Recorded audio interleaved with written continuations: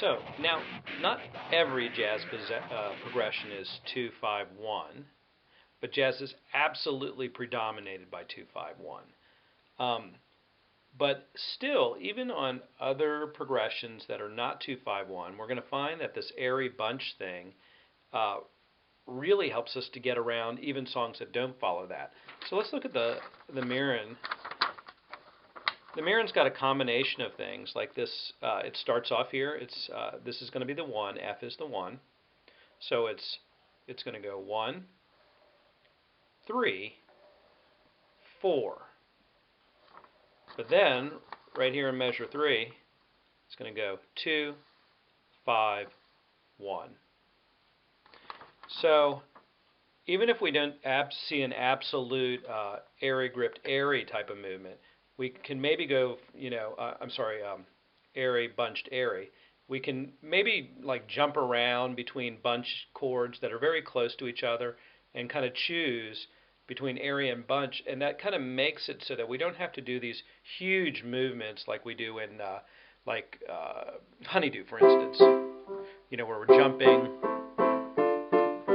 just bam, bam, bam, bam all over the keyboard. We're going to become more consolidated, kind of like you use intervals to get between the 1, 4, and 5 chords. Let's just take a look at these first few measures. So this is just one way you could play this. I'm just happening to choose this particular way.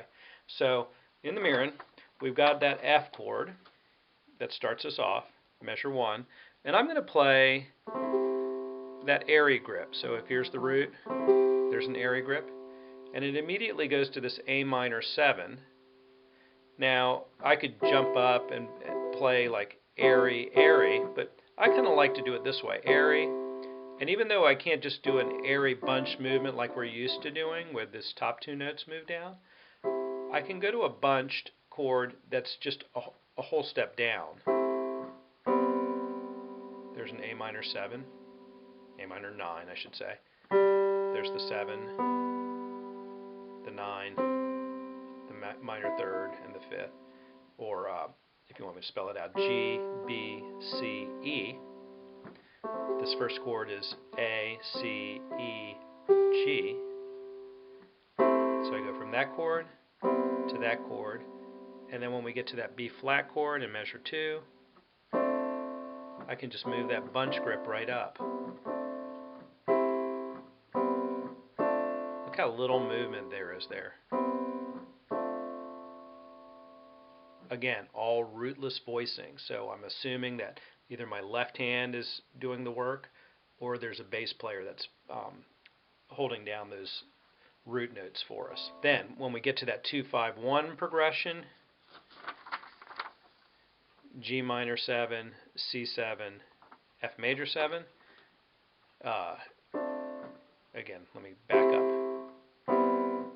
So here's where I am, measure 2. Then I have a couple of choices. I'll show you one of them. I'm going to jump down to this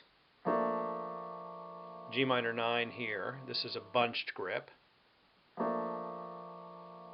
So here's the root. Remember, the bunch grip starts below the root on the 7, 7, 9, flat 3, 5. And this, if you remember, is a chord from Dark Blue.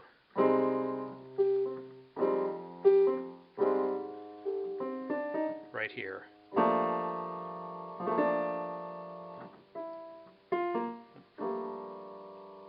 I can't reach my pedal, so it's a pretty bad rendition of Dark Blue, but students should already be familiar with this chord.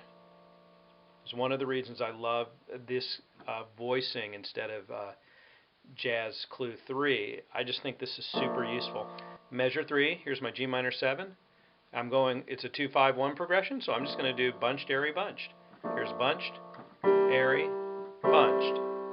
I just moved from the G minor 7, C7, boom, back to my F major 7. Let me walk you through that. I've already told you this chord. This chord, check it out. Here's Bishop Street Blues. Bishop Street Blues 1 chord. Students are already familiar with this. I'm just adding in one note. So here we have the 3rd, the 5th, the 7th, the 9th, E, G, B flat, D. Here's our dark blue chord, Bishop Street Blues chord, bam, whisper chord. Here's an F major 7. They're already familiar with this one too. Nothing new really so far, just kind of putting all the pieces together for them. This one is that bunch script, so here's my root, here's my 7, 9, major 3rd, 5th, or note-wise that's E, G, A, C. So that movement again. So from the beginning I have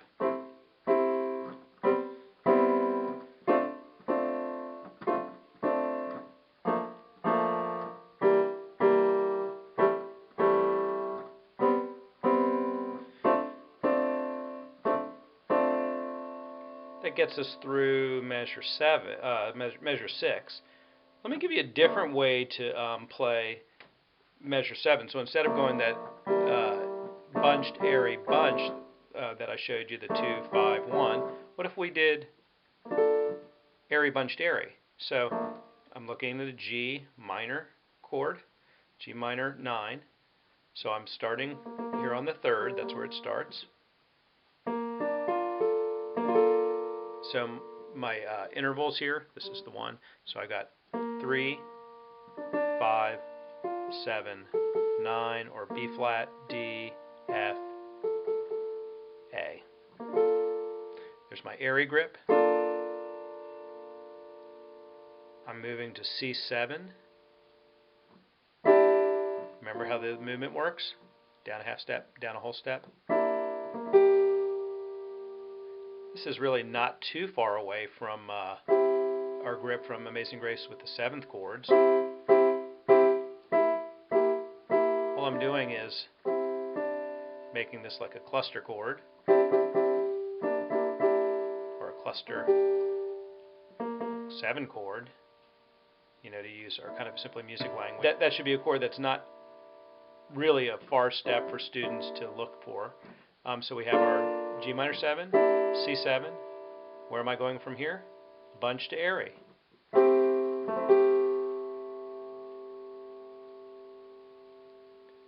F. This is an F major 9. So I'm starting here on the 3rd like an airy chord does. 3, 5, 7, 9, or note-wise A, C, E, G. So that movement again. It's really easy in the hands. The hands just feel right doing that.